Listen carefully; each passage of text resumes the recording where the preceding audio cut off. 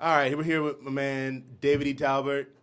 First of all, man, it's been a minute. I'm glad to see you Big man again. is always good. Man keeps me in the loop of what's going on. Everything he hears something I'm doing in Chicago, man, why you ain't check out your boy, man? I need to tell you the ground game.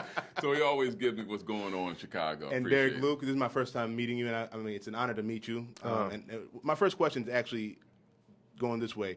Pressure on you. I remember when you first came out with Antoine Fisher. There was this huge, like, this is the next. It was almost like a passing of the torch from Denzel to you, almost. Did you feel any of that kind of pressure? Did you feel that coming on, or was that just us talking amongst ourselves? You know what? I think this is probably going to throw back to David. I think if you're on a really good team, a good team comes from a good coach. You know, Denzel kept the pressure away from me. Okay. And I think with a good team member and a good coach, it's all about the cultivating of the character that you see. It's Right. about bringing to life, you know, that William, or bringing to life that Antoine. So I don't. I more so just focus on the work. Right. You can feel some of the pressure, Right. but you just focus on what your lane is and what your purpose is. And David, the reason why I asked that question is because there's almost like we talked in the press conference about Tyler Perry and yourself, and when people ask me about you, I'm like, think about Tyler Perry and yourself. There's always a knot or a tie between you two. What kind of responsibility do you feel when it comes to the black actors and the actresses to put them out there, to do what you can do to help the black actor out? Well, I think first, as an artist, my responsibility is to tell good stories. You know, Well and said. then next is to inhabit them with the best people to help bring those stories to life. Right. And, you know, I have a sweet spot, as everyone knows, for African-American actors telling my stories. Right. But I like to create them in a way that anyone could enjoy them. They're Right. universal Yeah, stories. they are.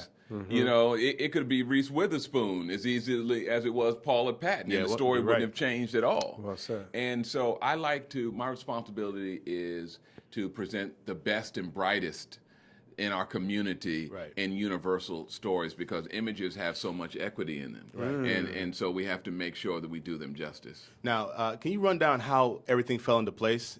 Because I know you have the story, and so now when you say, okay, I want Montana to be this person, and then who do you? Well, I wrote the novel 10 years ago, and then the executive from the studio, Zola Mashariki, came to my book signing, read the novel, and said, I'm going to add this again, we're going to add one more minute to this. Okay, so we're going to add 1 minute to this. So I wrote the novel, and then the executive, Zola Mashariki, came to the book signing and said, I love it, I want to make it as a movie. That was 2003.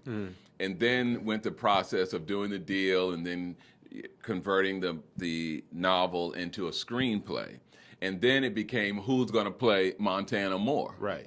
That appeals to a universal audience. And then so when Paula came, I met Paula in 2007 when I was editing First Sunday. Right. And she came in the office, and I was like, Paula, I want you to do Montana. She says, I want to do Montana.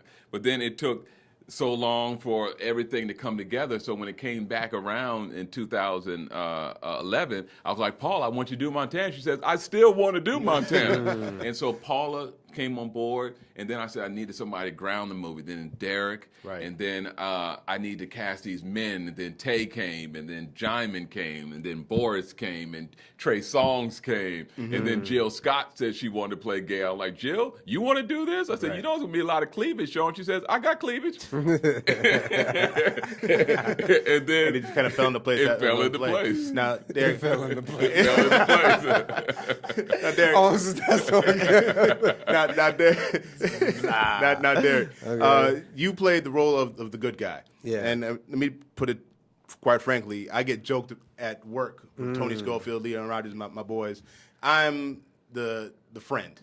I'm the guy. I'm always in the friend zone. That's what they go on the air and they clown me. Don't be like my friend Ahmed, who's in the friend zone. Wow. Now, can you talk about just your character and how? Because from the beginning of the movie, it's almost like you kind of know, something. These two should be together. So can you talk about that, like the chemistry you have with Paula and your character? I think just being in I think being in the friend zone is a zone where dangerous. Huh? It's dangerous. It's dangerous. Yeah, like I love the fact that I had been in the friend zone, and my mom encouraged me to stay in the friend zone. Now I learned over all that time about what's fantasy and what's reality, and so I think friend zone is cool long as you're being friends with the one you should be with. Yeah, but you got to do something drastic though. You got to walk in your drawers. Yeah. Something with some carrots and celery. You gotta do and something. say, you just eat on it. And she's like, "What are you doing in your drawers?" I'm You're trying like, to get you noticed. I don't know. What am I doing here? But here's this. Why don't you get in your drawers too? And then before you know it, you're out of the friend zone. Right. And See you how have it worked for you? And you have a healthy salad that you've had while you're both Now you out of the friend understand. zone. So do you understand my answer? Right, Do there you it is. understand? I get it now. I totally You understand. ain't gonna keep me in no damn friend Exactly. zone. You The gotta devil find a is way. a lie. You gotta find a way out. Devil is a lie. You gotta Devil is a lie. find a way out. I appreciate both of you guys. Thank you very much. Big man, much love.